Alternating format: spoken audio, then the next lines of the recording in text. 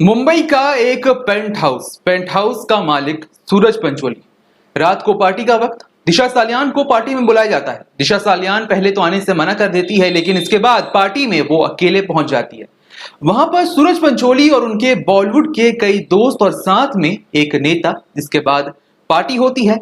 दिशा सालियान का रेप होता है और रेप के बाद होता है मर्डर। रेप और मर्डर के बीच दिशा को मौका मिलता है तो वो सारी कहानी सुशांत सिंह राजपूत को बता देती है। इसके बाद सुशांत सिंह राजपूत का कत्ल हो जाता है। ये वो कहानी है जो लगातार व्हाट्सएप पर चल रही है, जिसमें सिलसिलेवार तरीके से तमाम बातें बताई गई हैं कि किस तरह से आदित्य ठाकरे, सूरज पंचोली और कई बड़े नामों का जिक्र इसमें किया गया है। ये मैसेज हमारे पास 8 से 10 दिनों से है। हम इस पर वीडियो बनाकर ये खबर आपसे शेयर भी करना चाहते थे, लेकिन हर बार हमें लगा कि शायद इसकी जरूरत नहीं। इसके पीछे की वजह यह थी कि कोई आधार नहीं था। जो तमाम दावे इसमें किए जा रहे हैं, इस व्हाट्सएप मैसेज में किए जा रहे हैं, उसके सबूत नहीं थे और बिना आधार के, बिना किसी पुख्ता बात के खबर बताने का कोई मतलब नहीं, क्योंकि उसे कहते हैं गुमराह करना और गुमराह हम करते नहीं। लेकिन आज हम आपको व्हाट्सएप के उस मैसेज का पूरा मजमून हूबहू बताएंगे। लेकिन सवाल कि अब क्यों? तो वजह है इसके पीछे की कि इस मैसेज को लेकर सूरज पंचोली की सफाई आ गई है। यानी कि इस मैसेज में जो कुछ भी कहा गया है उस पर सूरज पंचोली ने अपनी बात सिलसिलेवार तरीके से रखी है। कई सारी बातें हैं इस मैसेज को लेकर, और अब जब उन्होंने खुद ही मैसेज का जिक्र किया है तो अब ये जानना जरूरी हो जाता है कि आखिर वो कौन सा मैसेज है जिसकी बात सूरज पंचोली अब कर रहे हैं। वो कौन सा मैसेज है जो हजारों लाखों लोगों के पास सर्कुलेट हो रहा है, और उसे लेकर, सुशांत को लेकर लोग अलग अलग तरह की कहानियां गढ़ रहे हैं। लोग अलग अलग तरह की कहानियों पर यकीन कर रहे हैं। पहले आपको वो वायरल मैसेज दिखाते हैं, लेकिन इस वायरल मैसेज का सच्चाई से क्या लेना देना है उसके बारे में हम कुछ कह नहीं सकते। हमारा स्टैंड यही है कि तमाम दावे मनगढ़ंत हो सकते हैं। हालांकि दावे आपको बताना इसलिए भी जरूरी हो जाता है क्योंकि इस मैसेज का जो मजमून है उसे लेकर महाराष्ट्र के बीजेपी के नेता नारायण राणे ने कई सारी बातें कही हैं। इसलिए इस मैसेज की सारी जानकारी जिस तरह से पब्लिक डोमेन में है, इसलिए आपका यह मैसेज देखना जरूरी हो जाता है। अब उस मैसेज का पूरा मजमून देखिए कि क्या है इस मैसेज में, जिसे फेसबुक से लेकर व्हाट्सएप पर सर्कुलेट किया जा रहा है। ना सिर्फ देश में बल्कि विदेश में यह मैसेज पहुंच चुका है, जिसकी जानकारी खुद सूरज ने दी है। पहले आप ये मैसेज देखिए। सिमी शर्मा ने सोशल मीडिया पर एक पोस्ट शेयर की है।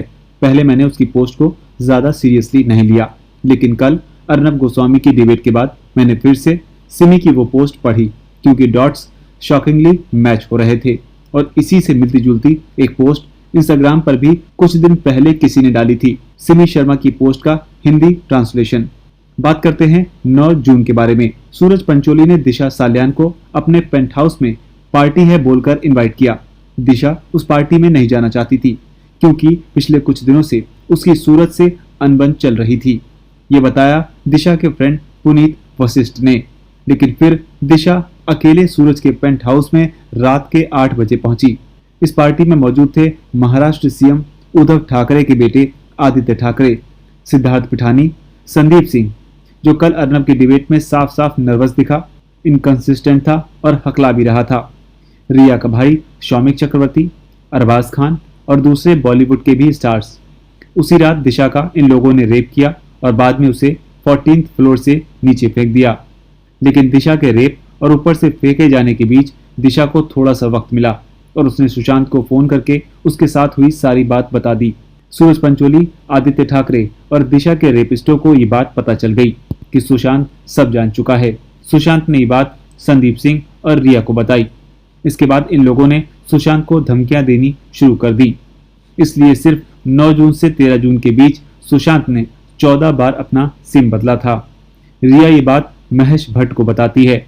भट्ट उसको सुशांत का घर तुरंत छोड़ने को बोलता है। इसी के बाद 10 तारीख को रिया सुशांत का घर छोड़कर चली जाती है और उसका नंबर ब्लॉक कर देती है। यहाँ डॉट्स जोड़िए।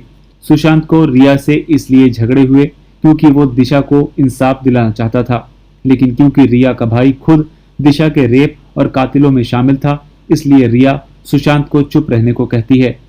धमकी देती है कि वो उसे पागल घोषित करके तबाह और बदनाम कर देगी।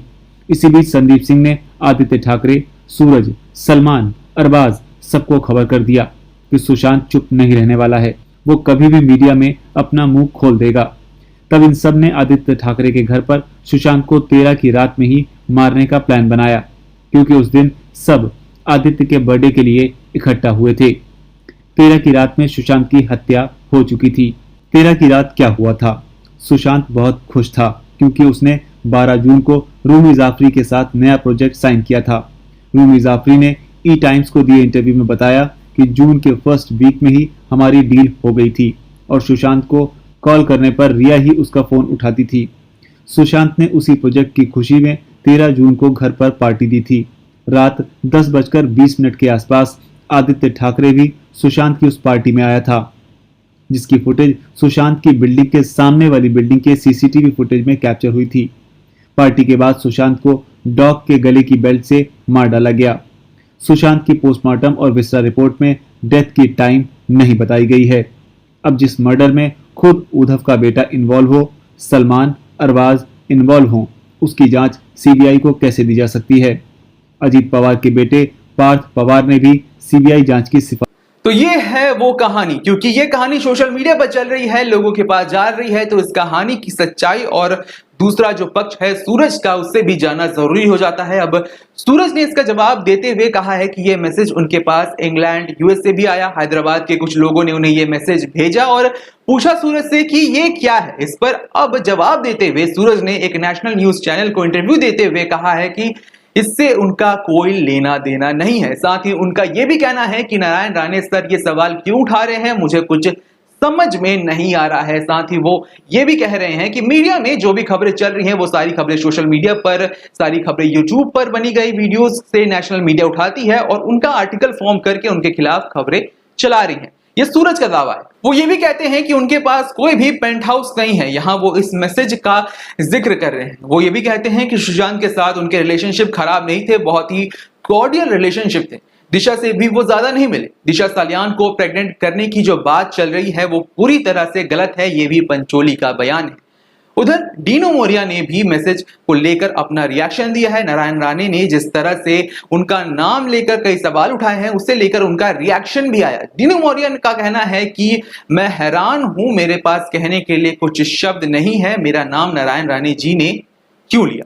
तो ये है वो एक्सक्लूसिव अपडेट उस कहानी की जो अब तक लोगों के इनबॉक्स में बंद थी, लेकिन हमने कोशिश की उस मैसेज से आगे की जो बात चल रही है उसे आप तक पहुंचाने की। आपको हमारी ये रिपोर्ट कैसी लगी दोस्तों, कमेंट सेक्शन में लिखकर बताएं। इस वीडियो को लाइक करें, शेयर करें और हमारे चैनल DHFF अड्डा को अगर अब तक आपने सब्सक्राइब नहीं किया है तो हमारे चैनल को सब्सक्राइब कर लें। इस वीडियो को यहां तक देखने के लिए आपका धन्यवाद। नमस्कार।